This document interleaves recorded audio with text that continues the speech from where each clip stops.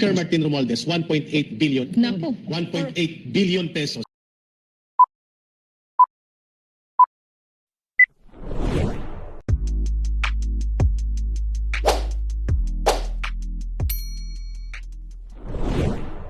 Welcome back sa aking YouTube channel. Para sa mga first time lang po manood, please click mo na yan, Lervis TV, Manila. Anyway guys, wala nang bayad o libre lang, tulong mo na lang din sa kapwa mo. Alright, thank you very much po. Sa topic natin po today's video, SMNI ni Kibuloy iimbestigahan sa Kongreso. Dahil fake news kayo, nagpapakalat kayo ng fake news. So yan ang sinasabi sa SMNI ngayon at mainit na balita. Kasi itong si Ka Eric Celis guys, kung nanonood kayo ng SMNI, isa sa mga host dyan na nagsasabi lagi na NPA kayo, komunista kayo, di ba? Yan ang lagi sinasabi. So ngayon, iba naman ang kanyang akusasyon kay mismong Romualdez, Martin Romualdez, speaker, na sinasabi niya na gumastos daw siya ng 1.8 billion for traveling. Guys, ang tinutukoy dito para sinisingle out lang siya na siya lang daw ang gumastos nito. Tapos, sinasabi pa nila na kailangan niya magpaliwanag. Kasama itong si Lorraine Badoy. So, alam niya naman guys na itong SMNI, ito yung kuta unang-una ni Digong. Guys, dito siya nagsasalita at dito rin niya inaatake yung mga kongresista. Ganon din si Roque, si Panelo, at iba pang mga talagang bata ni Duterte. So ngayon, dahil nga si speaker na mismo ang kanilang binabanatan, actually matagal na itong bumabanat guys. Ngayon lang siguro napansin ng isang congress na. Kaya narito ang balita guys sa CNN. So actually ngayong araw na to, yung 30 guys, ito. CNN. The House of Representatives also approved a motion ordering the Committee on Legislative Franchises to conduct a hearing on the SMNI report set on November 30. Ngayon yan guys, ngayong araw na to. So yan guys, yan ang mainit na balita na ngayon pinag-uusapan na guys sa camera. Kasi guys, kahapon kasi naglabas ng resolution itong si House Majority, Deputy Majority Leader Quezon 2nd District JJ Suarez calls on open of the House of Representatives to direct the Committee on Legislative Franchise to immediately investigate the SMNI news report the House Speaker Martin Romualdez and encourage allege spend 1.8 billion travel expense, calling it fake news. So yun na nga. Kasi Suarez, sabi niya, Suarez said that the spirit of the transparency and accountability is humble, requesting the chamber to direct the committee in the exercise on its inherent oversight function to investigate the matter immediately and other similarly measures spending with committee. So yun guys, napakabilis, di ba? Kahapon lang sinabi nito na investigan sa House. Ngayon, dinidilig na ngayong araw na to. At sabi niya, doon po sa video, yung ipinalabas sa SMNI, 10:27 PM, doon sinasabi na si Speaker Romualdez ay naggumastos ng 1.8 billion sa traveling, dinagdagan pa. Baka lang hindi lang 1 billion o 1.8 billion guys. So mahigit pa sa kasama niyang entourage. I call my colleagues on the, yun na nga guys, yung sinabi natin kanina, nagkaroon na sila ng action na hindi po ito totoo. Isa po itong fake news at hindi po ito totoo. So yan, lagot na guys.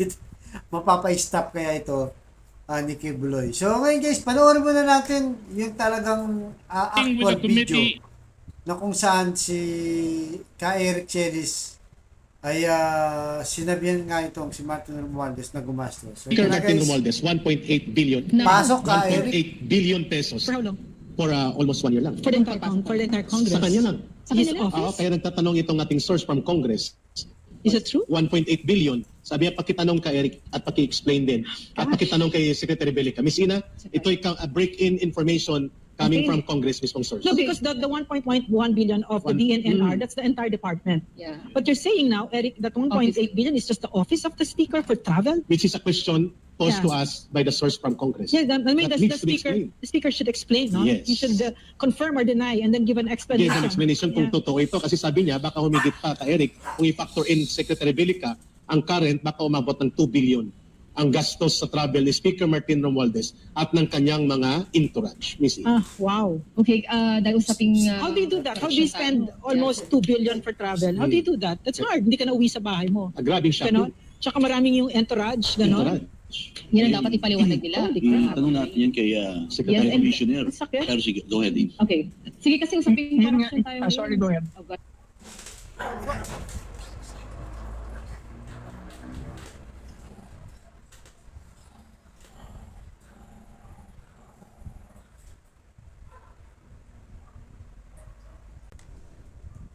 So yun guys, napanood nyo, di ba? Talagang iba tong si Ka Eric, di ba?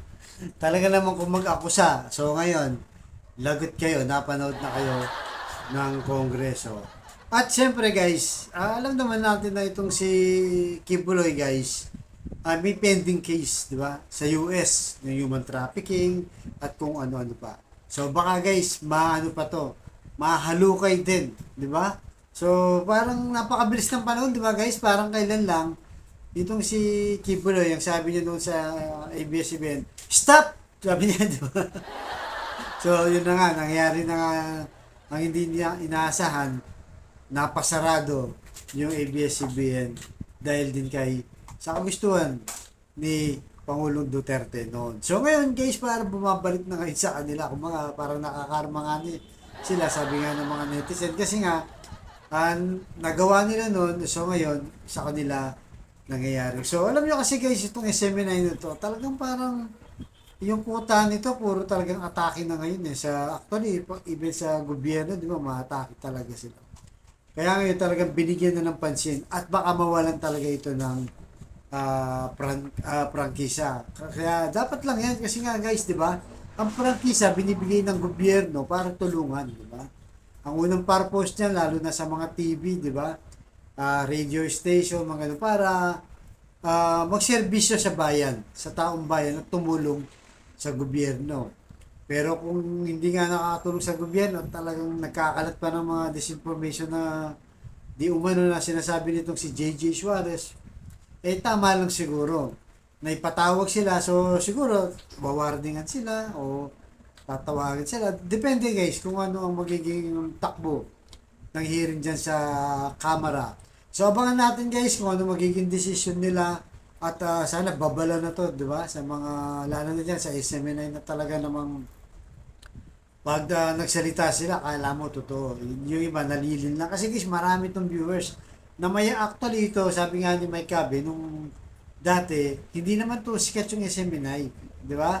Puro religious ang pinapalabas niya, puro si Kibuloy lang daw yung nakikita dyan. Tapos nung pumasok na nga itong si Mike Abe, tsaka na lang ito sumikat. Isa sa nagpasikat itong si Mike Abe sa SMNI. At ngayon, yun na, parang tinitignan na rin kung nagbabayad ng tax o hindi. So marami pang sisilipin guys dahil nagalit nga itong house. Kaya nga, yung mga bumabati ko dyan sa house medyo dandahan kayo baka may patawag kayo guys.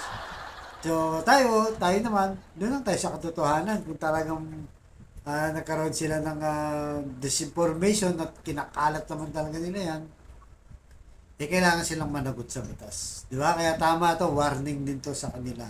Na akala mo kasi, presidente pa si Digong, di ba? Na kayang-kayang lahat, na walang makakakontra sa kanila, walang sisita sa kanila kasi nga, nandyan si Duterte. Pero ngayon, wala na sa kapangyarihan, lagot kang bata ka, SMNI. Di ba guys? So okay guys, malaya kayong mag-comment dito. Ano sa tingin nyo? Nararapat ba na warningan? O kung makita na talagang malaki yung damage o talagang pagkakalat ng fake news itong SMNI, ay kailangan na rin ipasara. So depende kung madepensahan nila yan guys. Abangan lang natin dahil exciting to guys. Alright? So dito na naman po. Abangan nyo ang susunod kong vlog. Thank you very much.